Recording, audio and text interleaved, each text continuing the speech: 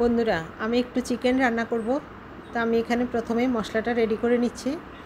এখানে আমি নিয়ে নিয়েছি 2 টেবিল চামচ টমেটো সস, তারপর নিয়ে নিয়েছি সয়া সস, তারপর আমি একটু পানি দিয়ে দিয়েছি। তারপর দিয়ে দিয়েছি 1 চা চামচ জিরা গুঁড়া, 1 চা চামচ ধনিয়া গুঁড়া, তারপরে হাফ চা চামচ দিয়ে দিয়েছি আমি গোলমরিচ গুঁড়া।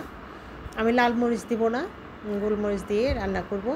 এখন আমি মশলাটাকে খুব ভালো করে মিক্স করে নেব।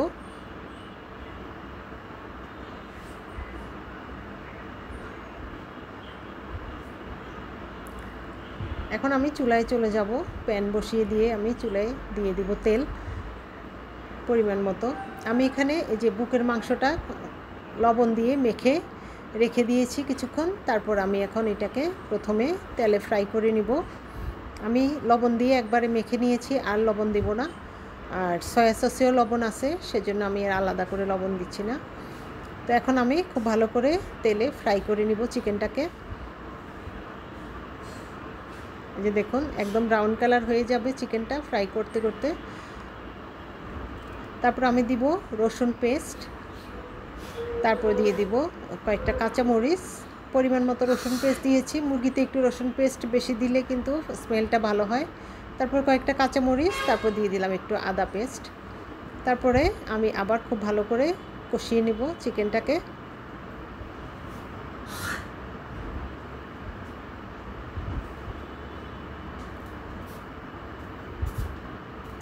এখন আমি অ্যাড করব একটু পেঁয়াজ।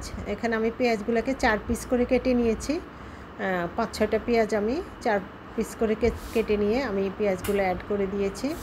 এখন আমি পেঁয়াজগুলোকে একটু কষিয়ে নেব মুরগির সাথে। আবার চিকেনটা আপনারা বাসায় রান্না করতে পারেন, এটা বাচ্চারা খুব পছন্দ করে। এটা দিয়ে আপনি ফ্রাইড রাইস, তারপর সাদা রাইস, তারপরে হলো যে পোলাও বা পরোটা, যে কোনো কিছু দিয়ে খুব ভালো লাগবে। তারপর আমি এই যে মশলাটা অ্যাড করে দিয়েছি, মিক্স করে রাখা মশলাটা অ্যাড করে দিয়েছি।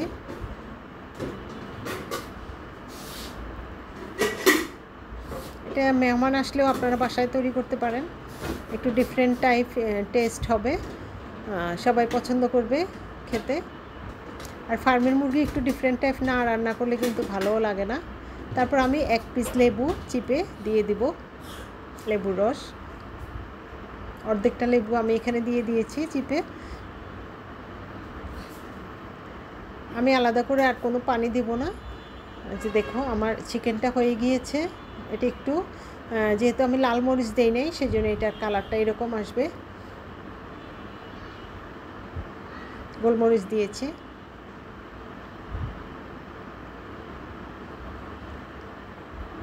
দেখো, এখন আমি চিকেনটা নামিয়ে নেব। যে ফ্রাই হয়ে গিয়েছে, তা আমি এখন একটা এই যে সার্ভিং ডিশে তুলে নিচ্ছি।